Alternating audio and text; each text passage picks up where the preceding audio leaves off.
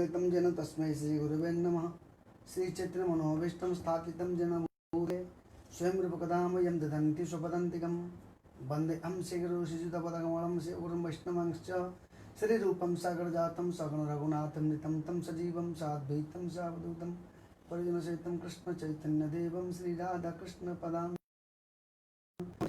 नमो विष्णुपादाय कृष्णपृष्ठाय भूतले भक्तिवेदांत स्वामी नामिने नमस्ते सरस्वती प्रचारणे निर्विशेषशून्यवादे पाश्चात्यस्तारणे वंचाकल्पतरुश्रीभासिन्धवे च पतितानं पावनेभ्य वैष्णवेभ्यो नमो नमः।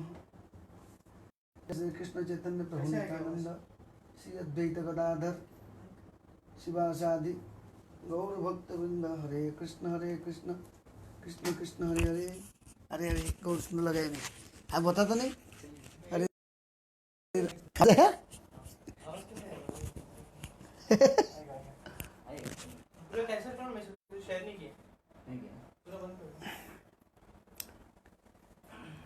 लोगों लेके आ गया ना। हाँ अरे आने दो ठीक है। हरे कृष्ण कृष्ण कृष्ण हरे हरे हरे राम राम राम। श्री चैतन्य महाप्रभु की जय। श्री राधा श्री भगवान की जय। जगन्नाथ स्वामी की जय। बलदेव महाराज की जय। सुभद्रा महारानी की जय। सुदर्शन चक्र की जय। नीलाचल निवासाय नित्याय परमात्मने बलभद्र सुभद्राभ्यां जगन्नाथाय ते नमः।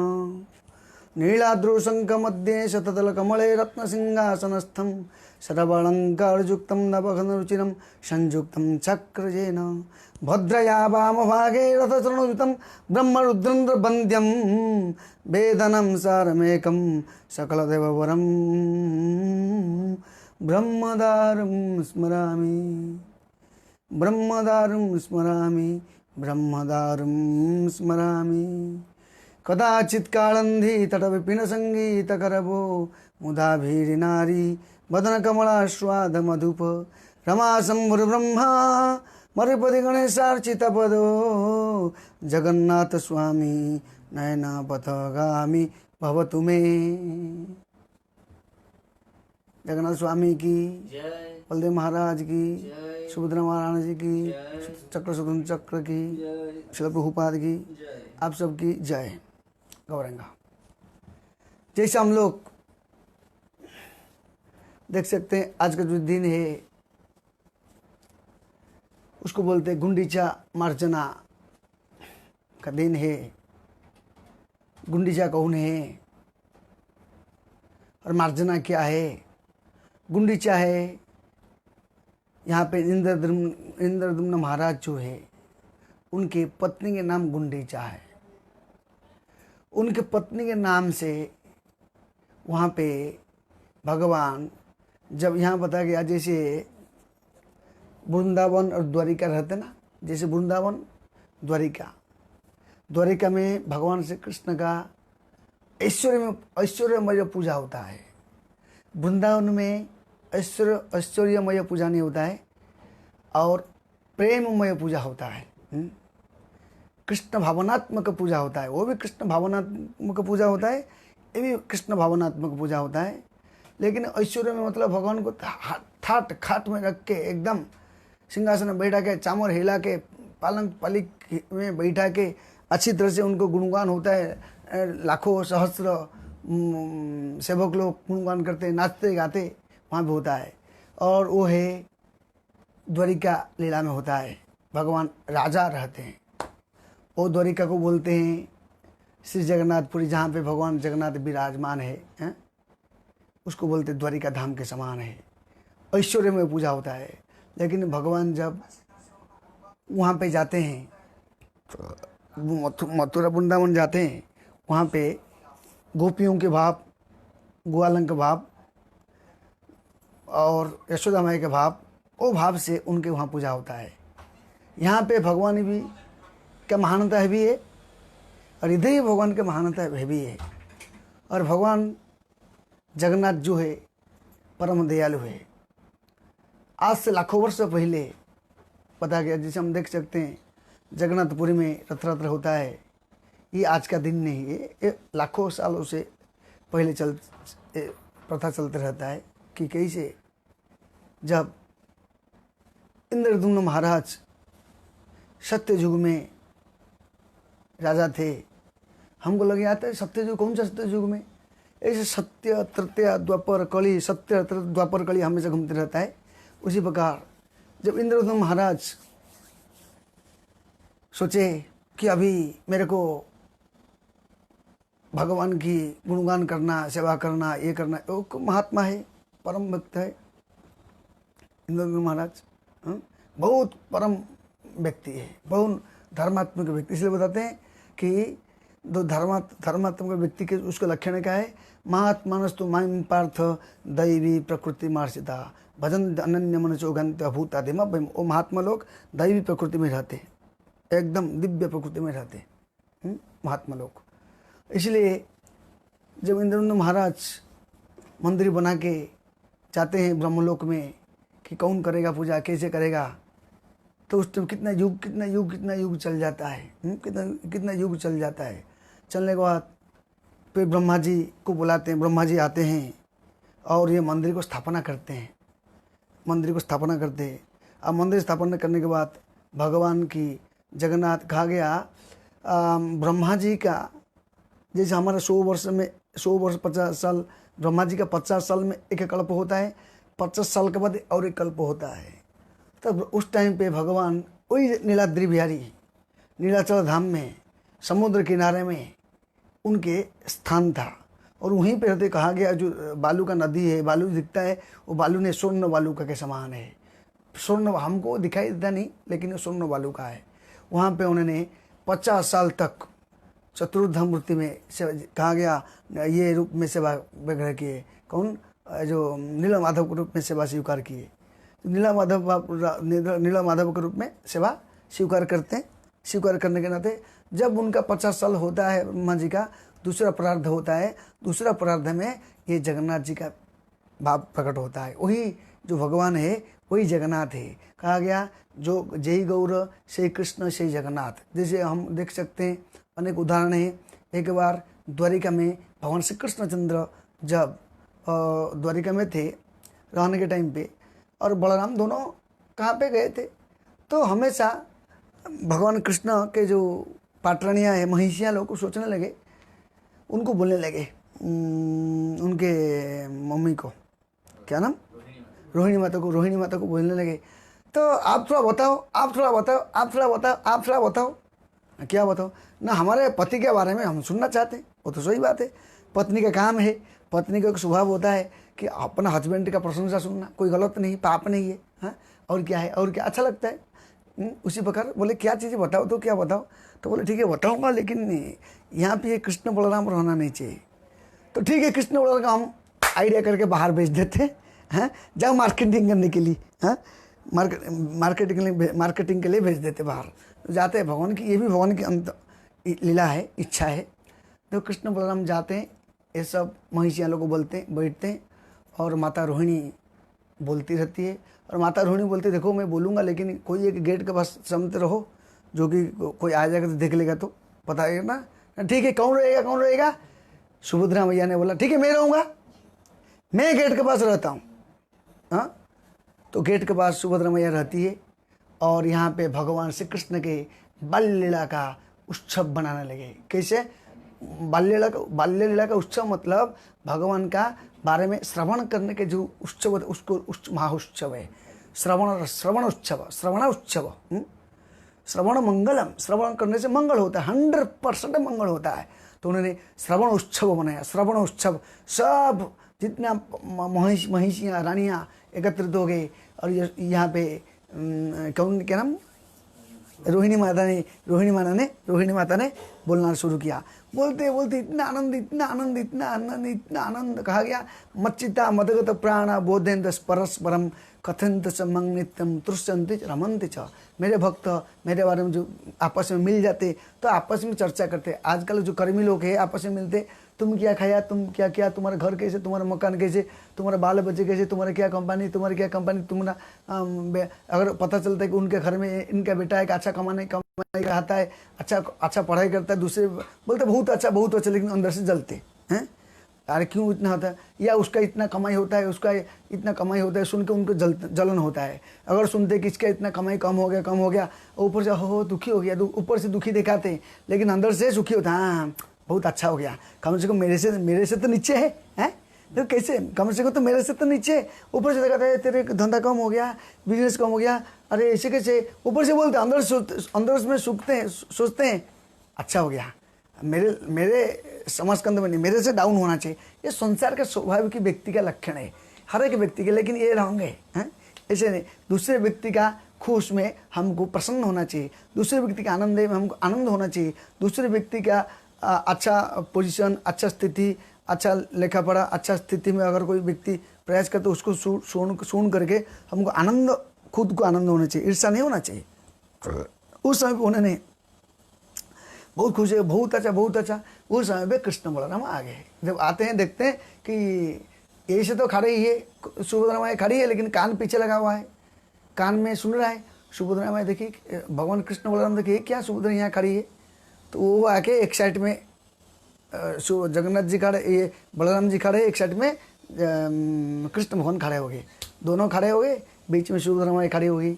और उसको मालूम नहीं कि सुभद्रा को कि ये दोनों साइड में मेरे दोनों भाई खड़ा है, हाँ मालूम नहीं। फिर लेकिन सुनते जब ये सुनते भगवान को बहुत अच्छा लगता है भगवान के बारे में सुनने को। जिस प्रकार हम किसके बारे में अच्छा बोलेंगे तो उसको भी अच्छा लगता है, स्वाभाविक की बात है। ऐसे ही भगवान कृष्ण को कहा गया शृणुत्वम सो कथा पुण्य श्रवण कीर्तनम, शृणुत्वम सदया नित्यम गुणतश्च सुचेष्टितम कालेन नित्य दीर्घेन भगवान वसति हृदय। यदि नियमित पूर्वक हम प्रभु की कथा सुनेंगे, प्रभु के बारे में मनन करेंगे, प्रभु का स्मरण करेंगे, प्रभु अनंत है, प्रभु का अनंत शक्तियाँ हैं, प्रभु का अनंत लीला है, प्रभु का अनंत अपार है, अपार महिमा है। उनके अनंत कृपा से थोड़ा हमको कुछ कृपा करेंगे, हम समझ सकते हैं। तो उन्होंने ये सब आनंद होते, उस समय पर उन्होंने सुनते आनंद हो गए, आनंद होते हैं। उस टाइम पे भगवान कृष्ण का, बलराम जी का, सुभद्रा माई का भाव प्रकट हो। जिसे पकड़ अच्छा बात सुनने के बाद हमको आनंद, ओहो, फिर चेहरा से पता चल जाता है व्यक्ति का अच्छा सुनने के बाद, चेहरे के द्वारा फेस से पता चलता है, उसका पूरा बॉडी का एक्टिंग से पता चल जाता है, चेहरे से पता चल जाता है कि वो सुखी है कि दुखी है। उसी प्रकार उस समय पे वो इतना प्रसन्न कृष्ण बलराम सुभद्रा इतना प्रसन्न है। उस समय पे भगवान की कृपा से नारद मुनि आके पहुँच गए, नारायण नारायण नारायण नारायण पहुँच गए। पहुँचने के बाद देखते हैं क्या सुंदर रूप है, क्या सुंदर रूप है, क्या रूप है, क्या रूप है, अचिंत्य रूप है, अचिंत्य रूप है। इसलिए बोलते नीलाद्रि बिहारी को दर्शन करने का प्रसन्न हो गए। बोले प्रभु मेरे को कोई वरदान नहीं चाहिए, मैं आपसे बहुत कुछ मैं कभी कभी मांगा नहीं, एक तो मांगता हूँ ना, क्या है मांगो मांगो अजी मांगो, मैं प्रसन्न हूँ, जो मांगे मैं तुमको दे दूंगा। नहीं, ये जो रूप आपका है ना, ये रूप कहाँ पे नहीं है, किधर कोई जगत में नहीं है, कहाँ पे नहीं है। ये रूप का पूजा ये मर्त्य जगत में होना चाहिए। तथास्तु तथास्तु तथास्तु हो गया। तो नारद मुनि जान लिया, प्रसन्न हो गया। फिर वही जो रूप है ये भगवान जगन्नाथ जी का रूप है। दूसरा उदाहरण है कि कैसे भगवान जगन्नाथ जी का रूप होता है। ऐसे तो अनेक उदाहरण है। जब इंद्रद्युम्न महाराज ने गए थे ब्रह्मलोक में जा कर के, और वहाँ पे इंद्रद्युम्न महाराज से ब्रह्मलोक में जाके आते हैं, आने के बाद देखते हैं कि मंदिर बनाना ये सब कार्य करना है। तो मंदिर कौन बनेगा, मंदिर तो बन गया, कौन बनाएगा, कैसे बनाएगा, सब चिंतित हो रहे, सब व्यथित हो रहे, कैसे बनाएगा, क्या करेगा, विग्रह कहाँ से आएगा, क्या होगा। उस समय पे सब लोग चिंतित रहते हैं, बहुत विचलित होते। मैंने एक घर बनेगा, घर में तो आदमी नहीं रहेगा तो घर से क्या फायदा है। इसी प्रकार क्योंकि वो एक लकड़ी है, दारू ब्रह्म बोह के आता है। तो दारू ब्रह्म कहाँ से आता है, वो समुद्र किनारे में से आते आता है। तो उसको आकाशवाणी होता है कि देखो एक दारू ब्रह्म आएगा, और जो दारू ब्रह्म है दारू ब्रह्म से मेरे मूर्ति बनेगा। कौन बनाएगा, ये सोचने लगे। क्योंकि दारू ब्रह्म क्यों बना, क्या कारण क्या है। क्योंकि जब भगवान का ये रूप जो होता है, जो वहाँ पे विश्वावसु उसके पूजा करता था, जो वो युग में जो ब्रह्मा जी का दूसरा प्रारब्ध में विश्वावसु नीलमाधव को पूजा करते थे। लेकिन जब यहाँ पे विद्यापति राजा का मंत्री जो विद्यापति, राजा ने बोला जाओ ढूंढो कहाँ पे कैसे विग्रह कहाँ पे देखेगा, ढूंढो, ढूंढते ढूंढते ढूंढते ढूंढते बहुत निघंट जंगल में कहाँ पे पहुँचते हैं, एक्चुअली वही जंगल यही है जो बोलते ना। उस समय पे समुद्र किनारा जो है यही है। उस समय पे पूरा पूरा जंगल ही जंगल ही जंगल ही जंगल था। लोग बोलते थे ना, और वहाँ पे जो नीलमाधव वहाँ पे नहीं है, किंवदंती नहीं है, यही किंवदंती है, वास्तविक किंवदंती यही जगह है जहाँ पे जगन्नाथ है, वही जगह है। रत्न बालू का वेद में विराजमान है। क्योंकि ब्रह्मा जी आते थे वहाँ पे प्रार्थना करते थे, देवता लोग यहाँ पे यहाँ प्रार्थना करते थे, स्तुति करते थे, सब लोग यहाँ पे प्रार्थना करते थे। वही बिहार वही जगह है। उस समय पे ढूंढते ढूंढते, उस टाइम पे राजा नहीं था, उस टाइम पे राजा दूसरी जगह पे रहते थे। हाँ, तो ढूंढते ढूंढते जब पहुँचते देखते कि एक सबर उनके यहाँ पूजा करते हैं। घूमते घूमते सबर के वहाँ पे पहुँचते। सबर गया था शिकार करने के लिए। सबर का बेटी जो है ललिता ने बोला ठीक है, मेरे घर में कोई गेस्ट आया तो गेस्ट को सेवा करना कर्तव्य है। तो ये तो इसी हिसाब से आए विद्यापति ब्राह्मण। वो तो भगवान को ढूंढने के चक्कर में, जैसे हनुमान जी सब जगह पे ढूंढ रहे, सीता माता का यहाँ है, इसे ढूंढने के चक्कर में उनका मन के विचार क्या, जगन्नाथ को प्रकट करना है। फिर यहाँ पे जगन्नाथ की कृपा से विद्यापति के साथ ललिता का थोड़ा संबंध हुआ। तो संबंध मतलब प्रेम, बहुत ही संबंध नहीं। वो ललिता ने उनको प्रेम किया, उसने उनको प्रेम किया, ठीक है हमारे घर में रुको। रहते रहते दोनों को आकर्षण हो गया, दोनों को आकर्षित हो गए। एक पुरुष और स्त्री का आकर्षण होता है, लेकिन यहाँ पे आकर्षण कोई भौतिक नहीं, यहाँ का आकर्षण जगन्नाथ की सेवा करने के लिए। तो क्योंकि उसने निश्चय किया। फिर उसके पिताजी को बोला, देखो पिताजी तुम्हारे कहाँ जाते हैं ना, मेरे पिताजी जाते हैं जहाँ पे वो बहुत दूर है, वहाँ पे वो सेवा करते हैं ना। अच्छा, तो मेरे को एक बार लेके जाओ ना, पिताजी को पूछता हूँ। पिताजी मना कर दिया। फिर पिताजी बोला, मेरी बेटी जब जिद करता तो क्या करूँ, इसीलिए बेटी को खुशी करने के लिए उन्होंने, पिताजी ने बोला ठीक है लेके जाऊँगा। वो लेके जाते यही जगह जो जहाँ पे अभी जगन्नाथ विराजमान है, वो जगह वहाँ से घूम के दौड़ते घूमते यहाँ पे आते। यहाँ पे आने के बाद देखते हैं कि सुंदर विग्रह चतुर्भुजा मूर्ति है, आनंद होता है। देखते हैं कि वहाँ पे एक कौवा, यानी वहाँ पे आप देख सकते हो मंदिर के अंदर एक काकभूषण कुआं पे है, वहाँ पे जब गिर गया था वो, वहाँ पे कुआं ने गिर गया तो चतुर्भुज रूप धारण किया। तो उससे मैं भी मर जाऊँगा, तो मेरे भी चतुर्भुज, मैं वैकुंठ चल जाऊँगा। आकाशवाणी हुआ, अरे राजा तुम किसके लिए आया, तुम जिसके लिए आया तुम वो काम करना। उसी प्रकार हम ये संसार में वास्तव, जिस प्रकार उसने सोचा था कि मैं कुआं में कूद पड़ूंगा तो मेरे भगवत दम, मैं फिक्स हो जाऊँगा, भगवत दम जाऊँगा। उसी प्रकार राजा ने सोचा मैं भी मर जाऊँगा तो अच्छा हो जाएगा, मैं भगवत दम जाऊँगा। आकाशवाणी हुआ, नहीं तुम किसके लिए आया है, तुम्हारे कर्तव्य क्या है। उसी प्रकार हम ये जगत में आया किसके लिए सोचना चाहिए। लोग ना मूर्ख लोग, हम लोग समझ नहीं पाते कि वास्तविक हम ये जगत में किसके लिए आया है।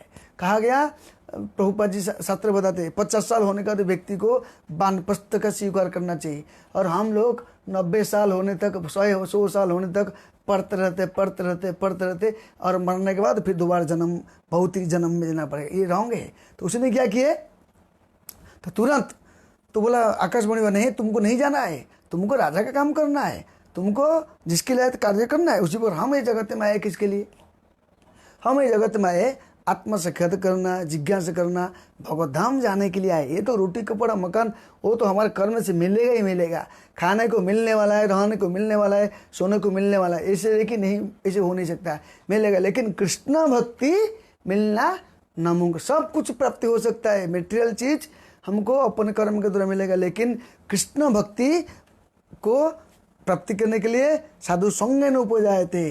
अगर संग में नहीं रहेगा कभी भी नहीं मिलेगा।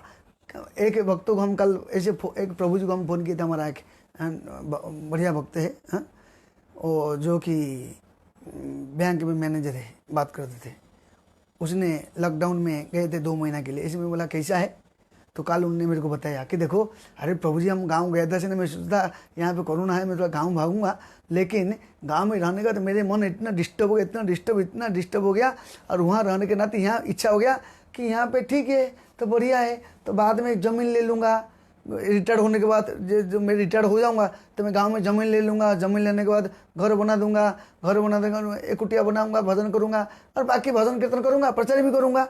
हाँ, तो ऐसे कैसे मन में विचार है। मैं उनको बोला मन में विचार आने का कारण क्या है, जो संघ जो एरिया में रहते वो एरिया का प्रभाव गिरेगा। जो स्थिति में, जो स्थान में रहोगे उस स्थान का असर गिरता है। एक बार भगवान श्री रामचंद्र लक्ष्मण को तो वनवास नहीं दिया गया था, लेकिन लक्ष्मण जी ने स्वतः वनवास स्वीकार किया कि मैं जाऊंगा मेरे भाई का साथ सेवा करने के लिए। आनंद के साथ गया था। क्यों लक्ष्मण का मन में एक बार गंदगी विचार आया? क्या विचार आया? बोले मेरे को क्यों वनवास में इतना कष्ट होगा ना राम भैया के साथ, मैं तो अयोध्या में रह सकता था, मेरे मन में क्यों ऐसे विचार आया? उनके मन में ऐसे विचार आ गया, तो विचार आया कि मैं क्यों एक कष्ट भोगूँ, वनवास में इतना कष्ट भोगूँ। तो विचार आने के नाते लक्ष्मण ने राम जी को पूछा, प्रभु भैया मेरे मन में ये विचार क्यों आया? मैं तो आया था आपकी सेवा करने के लिए, लेकिन मेरे मन में कलमश क्यों आया? हाँ, तो बोलते ना ये कलमश कैसे आया? ये कलमश आने का कारण क्या है? तब भगवान रामचंद्र जी बोले कि देखो, जो जगह पे आप खड़े थे वो जगह पे दो भाई एक भौतिक कार्य के लिए मारामारी होकर मर गए थे, इसलिए वो जगह का असर गिरता। उसी प्रकार हम ऐसी जगह पे रहेंगे तो जो जगह पे सिर्फ खाना पीना, भोग विचार करना, संसार करना, दुकान करना, बिजनेस करना, दुनियादारी रहेगा, वहाँ पे जब हम प्रवेश करेंगे 100% हमारा जो पोजीशन धीरे धीरे धीरे धीरे हो जाएगा। धीरे धीरे होने के बाद हमको पता नहीं चलेगा। जैसे हमारे बहुत भक्त लोगों को भी फंस गया माया में, तो धीरे धीरे पता नहीं चलेगा और उसको लगेगा मैं तो बहुत अच्छा कर रहा हूँ, माला तो जप करो, खाली माला जप करने से तो जो चेतना डूब जाएगा, लगेगा मैं तो फिट हूँ। जिसको माया में रहते वो अपना क्या सोचता है, मैं बहुत फिट हूँ। जो माया में रह जाता है उसको लगता है मैं तो बढ़िया सब कुछ कर, उसको दुख नहीं लगता है। साधु संग वैष्णव के संगति से दूर होता है, उसको दुख नहीं लगता है। तो मतलब ये माया का प्रकोप है। माया ऐसे प्रेरणा करता है। उस समय पे उसने वो लोग बोले ऐसे क्यों विचार, क्यों तुमने ये जगह पे स्थिति हुआ था, झगड़ा हुआ था दो भाई के बीच में एक स्त्री के लिए। उसी प्रकार हम देख सकते जैसे जगह पे जाओगे इसे रंग चढ़ेगा। इसलिए हम लोगों को सतर्क होना चाहिए कि साधु संघ की जगत में, भौतिक जगत में साधु संघ मिलना बहुत नामुमकिन है, बहुत कठिन है, मिलता नहीं। लेकिन भगवान की कृपा से, गुरु कृपा से, वैष्णव कृपा से प्राप्त होता है। उसी पर हम देख सकते हैं वहाँ जो पहुँचते हैं, यहाँ पे पहुँच गए। पहुँचने के बाद तो उसने देखा, दर्शन करने के बाद बोला शरीर त्याग करने वाला था। आकाशवाणी में तुम मरो मत, तुम तो भगवान के लिए काम करने के लिए। उसी प्रकार हमको भी भगवान जन्म दिया भगवान काम करने के लिए। ये संसार में तो सब काम तो ये सब चलते बैठेगा, रोटी को बड़ा मकान, लेकिन भक्ति साधु संग अपना अपना नहीं होता है, हमारी इच्छा पर डिपेंड करता है। इसके बाद फिर उन्होंने दर्शन किया। दर्शन करने के बाद उसने जाके बोला ठीक है मैं समाचार बता दूंगा। राजा को समाचार बताने के जाने के बाद देखते हैं वो वहाँ पे मूर्ति नहीं है, वो बंद हो गया। फिर महासंग्राम होने लगता है। एक साइड में सबरपल्लियों के लोग है, एक साइड में यहाँ पे राजा का लोग है। जब घमाघम युद्ध होने के समय पे आकाश में होता है नहीं युद्ध मत करो, युद्ध मत करो, मैं मेरी इच्छा से मैं ये रूप धारण करता हूँ, क्योंकि मैंने 50 साल तक ये रूप था, 50 साल के बाद ये रूप में आऊँगा। जाओ मेरे लिए मंदिर निर्माण किया है, मैं आऊँगा, मैं इधर ही रहूँगा। और उस टाइम पे उन्होंने देखा थे कि कहाँ मिलूँगा, जाओ एक जगह है मैं उधर मिलूँगा, जगह दिया। तो देखते हैं विराट लकड़ी, वो लकड़ी को उठा के लाते। कौन उठाएंगे, कोई उठा नहीं पाते। फिर वही विश्वावसु आता है, उनके परंपरा लोग आते हैं, उसको टच करते वो आता है। फिर कौन बनाएगा, जो बनाएगा वो टूट जाता है, जो बनाएगा उस सामान टूट जाता है। कौन बनाएगा? उस समय पे एक बूढ़ा बोलता है मैं बनाऊंगा। तो ठीक है, लेकिन कितना दिन बनाओगे? मैं 21 दिन बनाऊंगा। लेकिन सब बोले ये बूढ़ा आदमी, खाने को ताकत नहीं, पेट पीठ में लग जाता है, क्या बनाएगा? लेकिन बाद में देखते थोड़ा सा ठुक ठुक ठुक ठुक आवाज़ आता है। बाद में जब देखते आवाज़ नहीं आता है, बुंडी चादी बोलते हैं नहीं देखो क्या करो, दरवाजा खोलो। खोलने के बाद देखते भगवान का अर्ध रूप है। उस समय पे वो सोचता है मैं अभी शरीर त्याग करता हूँ। राजा बोलता है मैं प्राण त्याग कर दूंगा। आकाशवाणी होता है नहीं, ये जो रूप है ऐसे रूप मेरा ओरिजिनल रूप है, इस रूप में मेरा पूजा होता है। ये है जगन्नाथ जी का असली ओरिजिनल रूप है। जगन्नाथ जगत के नाथ है। इसलिए हम देख सकते हैं जगन्नाथ रथ यात्रा में भगवान की अनंत लीला होता है। हम आज पढ़ेंगे कैसे जगन्नाथ रथ यात्रा में भगवान क्या करते हैं। भगवान यहाँ बताते हैं, चैतन्य चेतामृति में आता है कि कैसे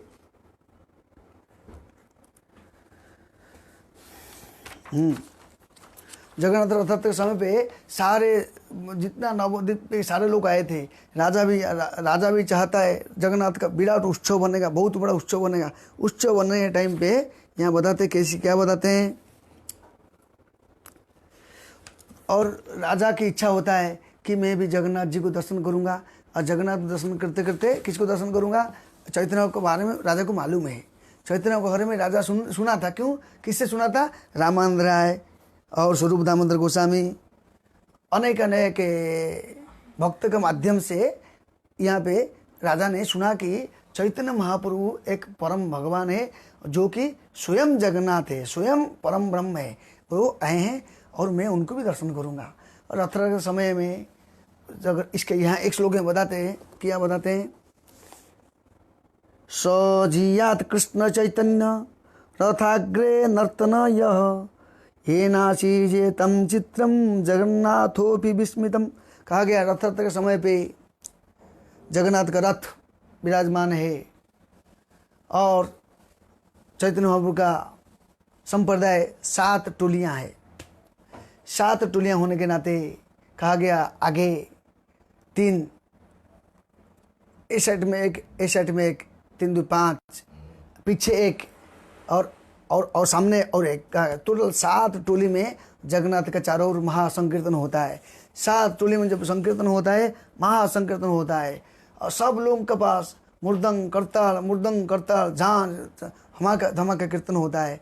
और सब लोग इस टाइम पे भगवान ने ऐसे लीला प्रकट किया कि 7 संप्रदाय में कहा गया अलग अलग संप्रदाय अलग अलग व्यक्ति इंचार्ज, जैसे स्वरूप दामोदर में 7 कुछ लोग हैं, और नित्यानंद प्रभु के साथ कुछ लोग हैं, गदाधर पंडित के पास कुछ लोग के पास है। ऐसे 7 टोलियां बनाया गया था। 7 टोली में महासंक, एक एक टोली में कहा गया 14 मृदंग, 14 माने 14 मृदंग है।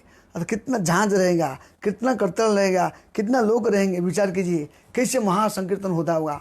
वो संकीर्तन के बीच में श्री गौरांग महाप्रभु क्या करते हैं, रहते हैं, और सबको लगता है मेरे भगवान हमारा टीम में आना चाहिए, हमारी टीम में आना चाहिए, हमारी टीम में आना चाहिए। जैसे समझो हम कभी जाते हैं, हमारा रथयात्रा होता है, हम लोग सोचते ना महाराज जी उधर, हमारा गुरु महाराज गोपाल कृष्ण महाराज उधर है, तो हमारे यहाँ पे आएगा तो अच्छा है, वो हमारे आएंगे तो अच्छा है। ऐसे ही उनके लिए अपन आराध्य देव चैतन्य महाप्रभु है, चैतन्य महाप्रभु स्वयं भगवान है। चैतन्य और सबका बात जान करके क्या किए, सबका टीम में रहे, 7 टीम में चैतन्य महाप्रभु के। वो सोचता है उनका टीम में नहीं मेरे टीम में, वो सोचता है उनका टीम नहीं मेरे टीम में, उनको सोचता है उनका टीम नहीं मेरा टीम में। लेकिन देखते थे 7 टीम में भगवान चैतन्य महाप्रभु विराजमान है। 7 टीम में होने के रहते हैं, महासंकीर्तन होता है, और सब लोग खुश होते हैं, बोलते हैं यहाँ पे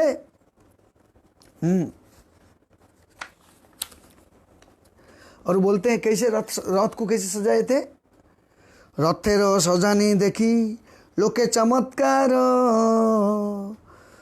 नवमय नवहेममय रथ सुमेरु आकार शत शत शुक्ल चामल शत शत शुक्ल चामर दर्पण उज्ज्वल उपरे पताका शत चांदेय निर्मल धागेर किंकणी बाजे घंटार किंकणी नाना चित्र पट वस्त्र रथ विभूषमणि बताते हैं। क्या बोलते हैं, रथेर साजनी देखी लोके रथ को ऐसे सजा गया था, जो जगन्नाथ का रथ को ऐसे सजा गया था, ऐसे सजा गया था, लोग देखे चमत्कार हो गए। और क्या बोलते हैं, नभोहेममय रथ सुमेरु आकार, और कैसे विराट सुमेरु पहाड़ जैसे, सुमेरु पर्वत ऐसे विराट रथ का आकार है।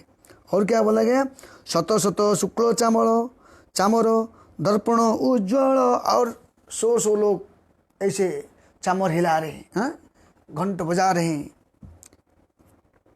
ऊपरे पताका सत चंदयो निर्मल, एकदम ऊपर में एक झंडा उड़ रहा है और निर्मल है, एकदम बढ़िया है। धागेर किंकणी बाजे घंटार किंकणी, और जो रथ है, रथ के चारों ओर में इसे लगा गया था, घंट लगाया गया था। वो अपना जो रथ जब चलता है ढन ढन ढन ढन ढन, वो आवाज़ अपना बजाने वाला तो घंट बजाते, और उसके साथ घंटी बजाए, घंटी जैसे घंटी मंदिर के अंदर घंटी रहता है ना, ऐसे घंटी लगा गया था। सब रथ के कम से कम 16 चक्का रहता है रथ में, 16 चक्कर रहता है, और सबके जगन्नाथ का जो ये इसमें कम से कम 500,000 लगा गया था। जो रथ चलेगा ढिंग ढिंग झिंग झिंग झिंग झिंग, यहाँ से तो करतल बजेगा, ये घंटे बजाएंगे पंडे लोग, और ये भी बजेगा, इतना आनंद होता है। फिर बोलते हैं नाना चित्र पट वस्त्र रथ विभूषण, और अनेक अनेक सुंदर चित्र से भी रथ के ऊपर चित्र कराया। कौन सा चित्र कराया गया? कपड़े के ऊपर ड्रेसिंग करके कपड़े के ऊपर चित्र बना के छपा गया था, बहुत सुंदर दिखते वो रथ का। ऐसी चीज़ यहाँ बताया गया। बताते हैं इतना सुंदर रथ हो रहा है, और हो समय पे अब महाप्रभु क्या करते हैं? रथ को देखते हैं, नाचते हैं। क्या बोलते हैं? 7 संप्रदाय बाजे 14 मादल, जार ध्वनि सुनी वैष्णव हईले पागल। 7 संप्रदाय बताया गया। मैं पहले से बताया था 7 टोली बनाया गया था, और एक टोली में 14 मृदंग बजता था। खाली मृदंग जब 14 बजता था, कितना झांझ बजता होगा, कितना करतला बजता होगा, कितना घंट बजता होगा, कितना लोग नाचते होंगे, कितना लोग गाते होंगे, कितना लोग उठते होंगे। जारो ध्वनि सुनी वैष्णव होइलो पागल, जितना वैष्णव है सब हो गए पागल। श्री वैष्णव घेट मध्य होइला बादल, संकीर्तनामृत सर्वे नेत्र जल। और उस समय इतना, क्योंकि तो धूप था, धूप होने के नाते उस समय पे बहुत धूप, भक्त लोगों को देखेगा धूप हो गया, गर्मी होगा, तो उस टाइम में भगवान क्या किए? बादल ले आया, छतरी लेकर आ गया। जैसे किसी को धूप होता है, धूप के ऊपर छतरी, हम छतरी पकड़ते, से भगवान क्या किया? उस टाइम में उनके आज्ञा के अनुसार बादलों को यहाँ पे बहला दिया। अब महासंकीर्तन होता है, ऊपर से सूर्य के प्रकाश नहीं, बादल छाया कर रहा है। और क्या बोलते हैं? संकीर्तना अमृत सह सर्वे नेत्र जलध। और संकीर्तन आनंद में सब लोग क्या करते हैं? आनंद में रो रहे हैं, नाच रहे, गा रहे हैं, एकदम प्रेम आंसू बह रहा है, दिव्य आनंद उपलब्धि हो रही भगवान जगन्नाथ का रथ के समय पे, रथ के समय पे इतना आनंद उपलब्धि कर रहे हैं। और क्या बोलते हैं?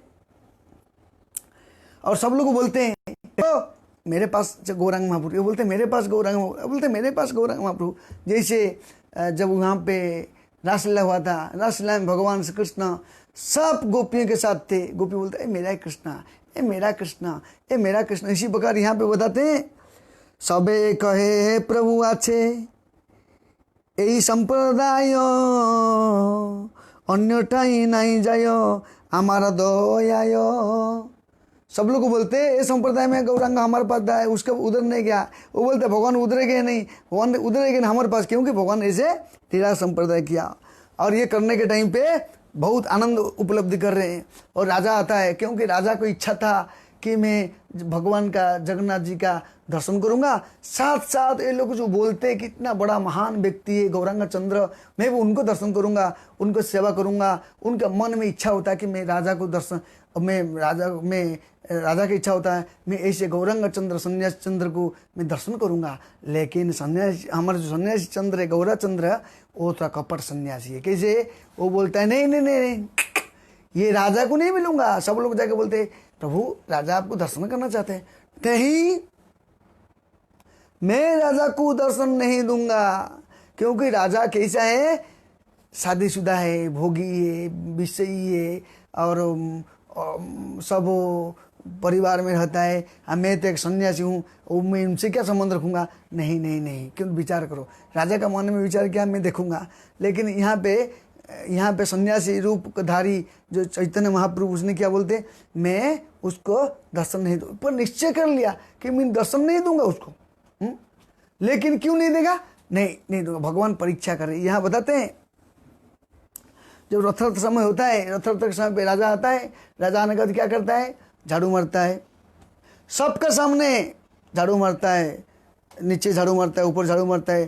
जब वो चीज़ देखते गौरांग महाप्रभु दूर से देखते हैं कि राजा झाड़ू मार रहे, पूछा मार रहे, छोटा काम देख रहा, भगवान प्रसन्न हो गए। यहाँ बताते हैं, क्या बताते हैं?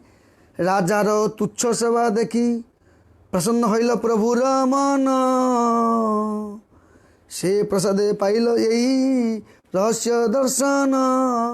राजा का पहले तुच्छ सेवा देखा, क्यों? राजा ने झाड़ू मारा, पोछा मारा। इसलिए बताते हैं जब हम लोग भक्ति में आगे बढ़ना है तो हमको भगवान के तुच्छ सेवा तुच्छ सेवा करने से हमको भगवान कृपा मिले, अहंकार दूर हो जाए। क्योंकि कभी कभी हम चले बड़े बड़े काम करेंगे, बड़े बड़े स्थिति करेंगे अपने नाम के लिए, लेकिन प्रभु का कृपा को प्राप्ति करना है, छोटा काम भी करना है। कहा गया जिस प्रकार जो मिलिट्री में है, बॉर्डर में खड़ा है, लेकिन बॉर्डर में खड़ा होने के नाते युद्ध कर रहा है, लेकिन युद्ध करने के टाइम पे उसको भोजन देना चाहिए।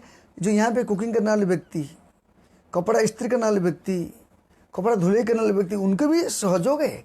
इनके सहयोग में, उनका सहयोग नहीं होगा, वो युद्ध करने के लिए, खाली युद्ध करने के लिए क्या करेगा? युद्ध करने के बाद उनका भोजन कौन बनाएगा? कुकिंग करने वाले व्यक्ति बनाता है। और उनके खाना बर्तन धोने वाले व्यक्ति अलग है, उनके सब्जी कटिंग करने वाले व्यक्ति अलग है, सब्जी लाने वाले व्यक्ति अलग है, किचन डिपार्टमेंट संभालने वाले व्यक्ति अलग है, हाँ? और कपड़ा इस्त्री करने वाले व्यक्ति अलग है। ये सब लोग इकट्ठा होने से क्या? उसी प्रकार जो भक्ति भी करता है, भजन करता है, प्रचार करता है, वो अकेला प्रचार करता है, इतना भक्त नहीं। वो प्रचारक जो आज कोई प्रचार करता है, वो अपनी इच्छा से नहीं प्रचार करता, वो इतने पीछे से क्या है, उनका फौज का शक्ति। ये जो भक्त, जैसे कोई युद्ध करता है, युद्ध में पीछे से उनका शक्ति चाहिए, ये सब लोग मदद करते। उसी प्रकार कृष्ण भावना में जो प्रचार होते, जैसे बड़े बड़े महाराज लोग प्रचार करते, बड़े बड़े आचार्य लोग प्रचार करते, वो प्रचार करते किसके पीछे से? जो वैष्णव लोग है, साधु संत लोग है, गृहस्थ है, ब्रह्मचारी है, वानप्रस्थ है, सन्यासी है, वो जो लोग पीछे से सपोर्ट करते हैं। सपोर्ट के बिना कोई व्यक्ति किसको मदद नहीं कर सकते, वो व्यक्ति उसको सपोर्ट करता है। इसी प्रकार कोई व्यक्ति सामने प्रचार करता है, प्रचार करने वाले व्यक्ति को सपोर्ट क्या चाहिए? गृहस्थों का सपोर्ट चाहिए, परिवार का सपोर्ट चाहिए, रिलेटिव का सपोर्ट चाहिए, बाजू वाले का सपोर्ट चाहिए। सपोर्ट नहीं रहेगा तो भक्ति नहीं कर सकते, प्रचार नहीं कर सकता है। इसलिए हर एक व्यक्ति को हर एक व्यक्ति से कनेक्शन है। तो ये इसलिए यहाँ बताते हैं, राजा का तुच्छ सेवा देखने के बाद भगवान क्या बोले? प्रसन्न हो गए। साक्षात ना देखा देना परोक्ष दिवदर। वो सोचे मैं सामने से कृपा नहीं करूँगा, लेकिन उसको कृपा करूँगा। महाप्रभु ने देखे कि ये अभी क्या कर रहा है? झाड़ू मर रहा है, पोछा मर रहा है, इसलिए मैं उसको कृपा करूँ। इसलिए बताते यहाँ पे, जब ये होता है, रथ होता है, कीर्तन होता है, और रथ क्या करता है? चलता रहता है। रथ चलने के टाइम पे कभी कभी रथ रुक जाता है। जो रुक जाता है, रुकने के टाइम पे कहा गया, कीर्तन देखिया जगन्नाथर हरषित, कीर्तन देखित रथ होइला स्थगित। क्या बोलते हैं? कीर्तन देखिया रथ जगन्नाथ हरषित,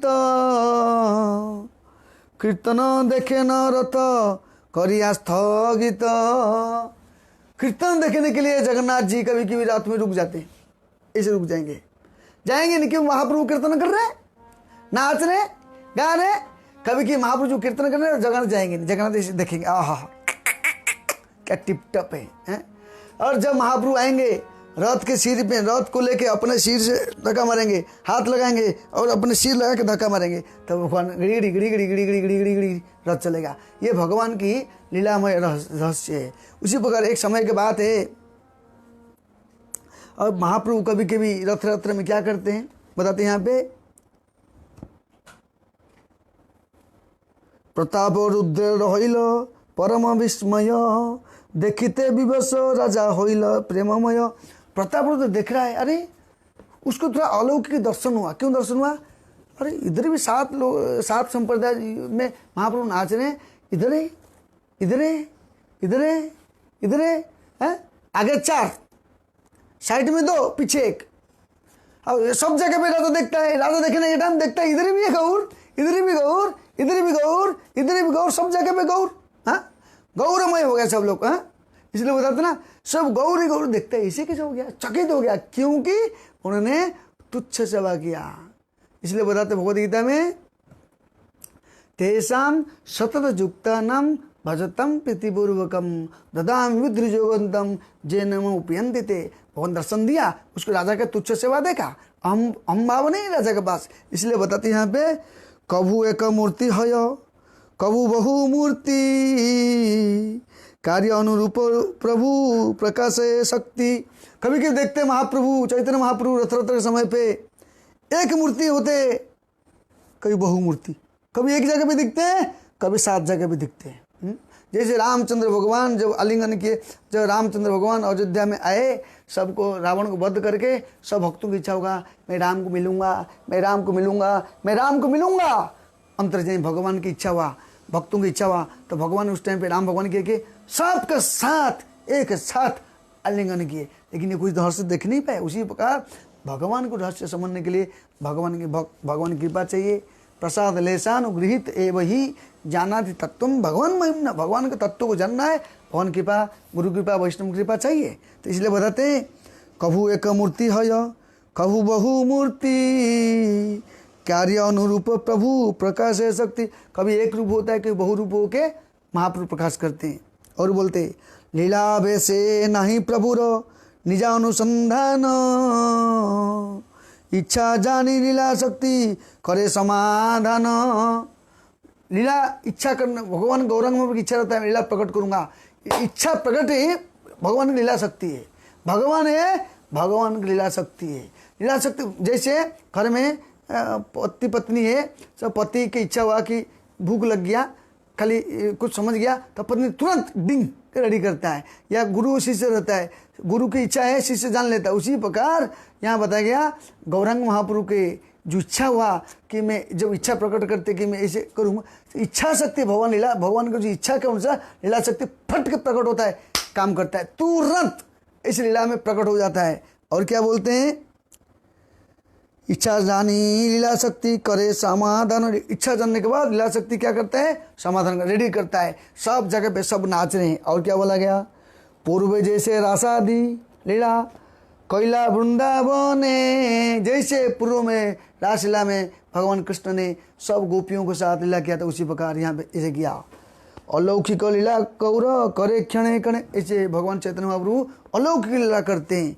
और क्या गाते हैं जगन्नाथ के सामने, स्तुति करते, क्या बोलते हैं देखो जयति जयति देवो देवकी नंदन यशो, जयति जयति देवो देवकी नंदन यशो, जयति जयति कृष्ण बुष्णी वंशो प्रदीपो। भगवान गौरांग महाप्रभु जगन्नाथ को दर्शन करते हैं, स्तुति कर रहे हैं। जयति जयति मेघ श्यामल कोमलांग, जयति जयति पृथ्वी भारनाशो मुकुंद। क्या है बोलते हैं जयति जयति देवो देवकी नंदन, जयति जयति देवो देवकी नंदन, हे देवकी नंदन अब की जय हो। जयति जयति कृष्ण वृष्णिवंश प्रदीप, कृष्ण वृष्णिवंश का प्रदीप है, असली दीप देने वाला कौन है, वृष्णिवंश का कौन है, मेन हीरो कृष्ण है। और क्या बोलते हैं जयति जयति मेघ श्याम कोमलंग, और उनका कैसे वर्ण है, मेघ के वर्ण है। इसलिए बताते ना शांताकारं भुजगशयनं पद्मनाभं सुरेशं विश्वाधारं गगनसदृशं मेघवर्णं शुभंगं लक्ष्मीकान्तं कमलनयनं योगवीर्ध्यानगम्यं वंदे विष्णु भवभयहरणं सर्वलोकैकनाथं। इसलिए बताते हैं। और क्या बोलते हैं जयति जयति पृथ्वी भार नाशो मुकुंद, पृथ्वी का भार नाश करने के लिए भी भगवान आते हैं। इसलिए द्वापर युग में भगवान क्यों आए, जितना असुर लोग थे उनको भार को नष्ट करने के लिए आए। और क्या बोलते हैं, और महाप्रभु यहाँ बताते हैं कैसे महाप्रभु जब कीर्तन करते हैं, जब महाप्रभु रथ रथ के समय में कीर्तन करते नाचते गाते बहुत आनंद होता है, तो महाप्रभु का शरीर से दिव्य भाव प्रकट होता है। नाक से, आँख से, मुंह से, मुंह उनका मुखारबिंद से ये निकलता है, फेन निकलता है, और नाक से निकलता है ये क्या बोलते हैं इसको, पानी निकलता है, मुंह से पानी निकलता है, शरीर से पानी निकलता है, आँखों से पानी निकलता है। और उनके इतना गोरा गोरा शरीर, इतना सुंदर सुंदर शरीर है, जो शरीर को कहा गया तप्त कांचन गौरांगी, ऐसे सुंदर शरीर है। लेकिन अभिष्णा रास्ता पिच्चू हो गया, ये हो गया, कंक्रीट हो गया, उस टाइम पे धूली था। धूली लगने के नाते महाप्रभु का शरीर में धूली उड़ करके, धूली भी सोचता है कि मैं, मेरे प्रभु नाच रहा है पृथ्वी में। जब पृथ्वी में ऐसे डांस करते घूम घूम घूम के नाचते, ऊपर उठते, ऊपर उठने के बाद उनके जो पसीना है और गिरता, गिरने के बाद सबके ऊपर पिचकल के समान फट फट लगता है।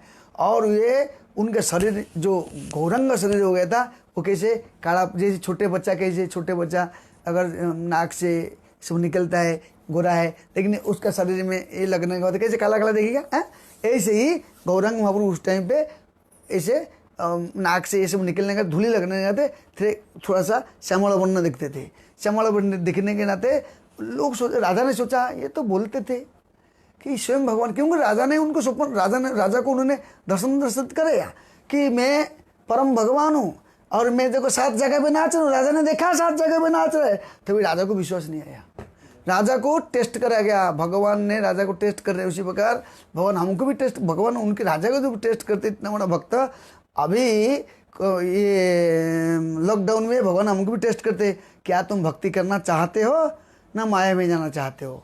तो अच्छा चेकिंग होता है। ये चेकिंग में कुछ लोग माया में जाते ही है, कुछ लोग माया में फंस जाते और सोचते हम तो भक्ति में है, हम तो अच्छा भक्ति में नहीं, मालूम नहीं पड़ता। एक और माया में जाओगे, जन्म जन्म जन्म जन्म करोड़ों जन्म बीत जाएगा, दोबारा ये संसार नहीं मिलेगा, ये परिवार नहीं मिलेगा, दोबारा इसके में नहीं आओगे। थोड़ा भक्ति कर रहे हो, लेकिन अगर अच्छा चेतना नहीं रहेगा तो समझो स्वर्गलोक को जाओगे, स्वर्गलोक में पुण्य खत्म हो जाएगा, फिर यहाँ पे आओगे, वहाँ कलियुग का प्रभाव और दुर्दांत तो बढ़ेगा, कोई किसी को मिलेगा नहीं, कोई किसी को खाएगा। उसी स्थिति में जटिल हो जाएगी। इसलिए अभी की स्थिति में हमको इससे डिटरमाइन के सहित भजन भक्ति करने का, इसी लाइफ शरीर त्याग करेंगे, प्रभु के धाम को जाना चाहिए। नहीं तो दोबारा चांस लेगा तो बाद में देखूंगा, तो उसको बोलते मूर्ख आदमी है। बाद में नहीं, तुरंत एक काम को करना चाहिए। इसलिए बताते यहाँ पे राजा ने सोचा कि मन में, यहाँ बताते चैतन्य भागवत में बताया गया, सुकृति प्रताप रुद्र राजा स्वप्न देखे, बताते सुकृति प्रताप रुद्र रात्रे स्वप्न देखे, स्वप्ने गया छिलो जगन्नाथ सन्मुखे। बताते सुकृति प्रताप रुद्र राजा ने स्वप्न देखा। क्या देखता है? बहुत अच्छा चीज देखता है। क्या स्वप्न देखता है? राजा को मन में घृणा भाव आया ना, ऐसे कैसे भगवान ने जगन्नाथ बोलती है, गौरांग जगन्नाथ है, ऐसे कैसे नाक से घी से निकलता है, नाक से कान से निकलता है, बराबर नहीं है साधारण मनुष्य। इसलिए बताते हैं राजा जब रथ का समय होता है, रथ होने के बाद राजा रात को सोया हुआ था, रात को स्वप्न देखता है, सुकृति प्रताप रुद्र रात्रे स्वप्न देखे, स्वप्ने गया छिलो जगन्नाथ सन्मुखे। स्वप्न में देखता है कि जगन्नाथ के सामने राजा ने गया दर्शन करने के लिए जगन्नाथ जी को। राजा देखे जगन्नाथ अंग धूलामय, दुई नयने जन गंगा धारे बय। बताते राजा देखता है जगन्नाथ के शरीर कैसा है, धूलामय है, और आंखों से झर झर झर झर झर पानी बह रहा है। दुई कहा बता ना, दुई नयने जन गंगा धारो बहे, जैसे दो नयन से गंगा जैसे बहता है, ऐसे आँख से पानी निकलता है। फिर क्या बोलते, दुई नासिकाय जल पड़े निरंतर, और दोनों नासिका से जगन्नाथ जी का ऐसे जैसे कोई व्यक्ति रोने के बाद यहाँ से नाक से ही पानी आता है, ऐसे ही भगवान चैतन्य महाप्रभु कृष्ण प्रेम में रो रहे, नाक से ही पानी आ रहा है। वही जगन्नाथ जौन है वही गौरांग है, नो डिफरेंस है। फिर बोलते हैं दुई नासिकाए है जल पड़े निरंतर, श्रीमुखेर लाला लीला, श्रीमुखेर लाला पड़े तिते कले बर। और क्या दिखता है, मुख से लाल गिर रहा है, जैसे बच्चे लोगों का लाल निकलता ना, ऐसे भगवान जगन्नाथ का मुख से लाल निकल रहा है। और क्या देख रहा है, तिते कले बर, लाल गिरते गिरते जगन्नाथ का शरीर गीला हो गया, कपड़ा सब गीला हो गया। स्वप्ने राजा मने चिंते एक ही रूप लीला, बुझते न पारे जगन्नाथ की खेला। और आप तो को स्वप्न देखता है, राजा देखता है, ये क्या जगन्नाथ की लीला है, ऐसे कैसे जगन्नाथ के शरीर में धूलामय हो गया, आँख से पानी गिर रहा है, मुंह से निकल रहा है और नाक से निकल रहा है, धूलामय ऐसे कैसे लीला है। राजा ने ये स्वप्न देखता है, रात को ऐसे देखता है। और क्या बोलते, जगन्नाथ चरण स्पर्शिते राजा चायो, राजा ने इच्छा किया मैं जगन्नाथ का चरण को स्पर्श करूंगा। जगन्नाथ बोले राजा ये तो नाय जू आयो, जगन्नाथ तो बोले राजा, जब राजा जाता है जगन्नाथ को स्पर्श करने के लिए, जगन्नाथ जी बोलते हैं राजा ये ठीक नहीं है, मेरे को छुओ मत, मेरे को छुओ मत, मेरे को छुओ मत। क्यों बोलते हैं? कर्पूर कस्तूरी गंध चंदन कुंकुमे लेपित तुम्हार अंग सकल उत्तमे। भगवान जगन्नाथ बोल रहे हैं, देखो राजा, तेरे शरीर कर्पूर चंदन कस्तूरी से लगा हुआ है, सुगंधित शरीर से निकलता है, और तुम मेरे को टच करते हो। थोड़ा शरीर में तो एकदम चकाचक महक महक लगाते हो, इसलिए कहा गया कर्पूर चंदन कस्तूरी ये सब कुमकुम लगाया है, इसलिए तुम इतना अच्छा है, मेरे को टच मत करो, मैं गंदा है, ऐसे बोलते। हमारा शरीर देखो धूला लीलामय आमा परिचित तुम्हारो योग्य की हो। देखो तुम्हारा शरीर कितना चकाचक, मेरा शरीर कितना धूलामय है, कैसा है, इसलिए मेरे को तुम टच मत करो। जगन्नाथ भगवान राजा को सपने में दर्शन दे रहे हैं और बोल रहे हैं। और क्या बोल रहे हैं? घृणा कैल मोर अंग देखी धूला लीला, से धूला लीला देखो सर्वांगे आमार। बोलते घृणा कैल मोर अंग देखी धूला लीला। आप तो मेरे को घृणा किया ना, तुमने तो मेरे को घृणा किया ना। क्या घृणा किया? क्योंकि प्रतापरुद्र ने मन में घृणा भाव आ गया था। जगन्नाथ भगवान गौरांग को दर्शन करने के बाद इसे कैसे नाक से निकलता है, आँख से निकलता है, मुंह से निकलता है, सर निकलता है, धूलामय हो गया, बंधी दिखता है, वो लोग बोलते हैं भगवान है। ऐसे कैसे 7 जगह पे भगवान ने दर्शन करे तभी भी समझ नहीं पाए, इसलिए बताते हैं मोहयंती सूर्यो, देवता लोग को नहीं समझ पाता है तो हम क्या समझेंगे हैं, बता करो। इसलिए बताते हैं भगवान जगन्नाथ जी बोलते तुम इतना सुंदर शरीर है, मेरा शरीर इतना गंदा है, धूलामय है, इसे लगाते मेरे को तुम टच मत करो। फिर बोलते तुम्ही महाराजा महाराजार कुमार आमार स्पर्शित की तुम्हारा योग्य हो। तुम तो महाराज है, राजा का कुमार है, इसलिए ये क्या सत्य है क्या तुम मेरे को टच करना, तुम मेरे को स्पर्श मत करो। एते बोली भृत्य चाही हासे दयामय, सही क्षणे देखे राजा सही सिंहासने, सही क्षणे देखे राजा सही सिंहासने। जब इतना बोलने के बाद भगवान जगन्नाथ हंस रहे हैं और यहाँ पे देख रहे हैं वही सिंहासन में कौन बैठा है? भगवान श्री गौरांग महाप्रभु बैठा है, चैतन्य महाप्रभु बैठे हैं। सही क्षणे देखे राजा सही सिंहासने। क्या बोलते हैं? चैतन्य गोसाई बसी आछेन आपने, सही मत सकल श्रीअंग धूलामय। बताते हैं क्या बोलते हैं? सही क्षणे देखे राजा सही सिंहासने, चैतन्य गोसाई बसी आछेन आपने। सब इस टाइम देखता है कि राजा चैतन्य ये राजा ने स्वप्न देखता है, वही सिंहासन में गौरांग महाप्रभु बैठे। बोले गौरांग चंद्र भगवान की। मतलब जो गौरांग है वो जगन्नाथ है, नो डिफरेंस। सही गोसाई देखो फिर क्या बोलते हैं? चैतन्य गोसाई बसी आछे न आपने, हाँ सही मत सकल श्रीअंग धूलामय।